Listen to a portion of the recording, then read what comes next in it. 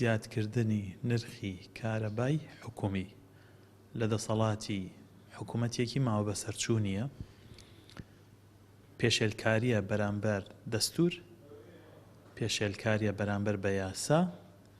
پێشێلکاریە بەرامبەر بە بژێوی ژیانی هاوڵاتیان، بۆیە هەموو ڕێگایەکە گرینە بەر بۆ هەڵوەشانەوەی ئەم نرخە بازرگانیانە و هەوڵدان بۆ پابندکردنی حکوومەت وەزارەتی کارەبا بە دابینکردنی کارەبا بۆ هاوڵاتیان بە نرخی حکومی.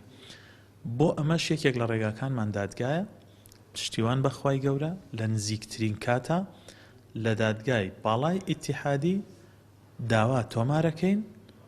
بۆ دژایەتی ئەم نرخە بازرگان. ئێمە نزیکەی 3 دانە مانگە هەوڵە دەین و فشارەکەین و ناڕەزایی دەرەبڕین، بەڵگەی منطقی قانونی تەکنیکی ئیداریە خینە ڕوو کە حکوومەت دەتوانێت بە نرخی حکومی بە نرخی گونجاو لەگەڵ ژیانی هاوڵاتیانە کارەبا بدا بە هاوڵاتیان. و لە پرۆژەکەی خۆشمانە ڕێگەی تەکنیکی وامان پێشنیار کردووە کە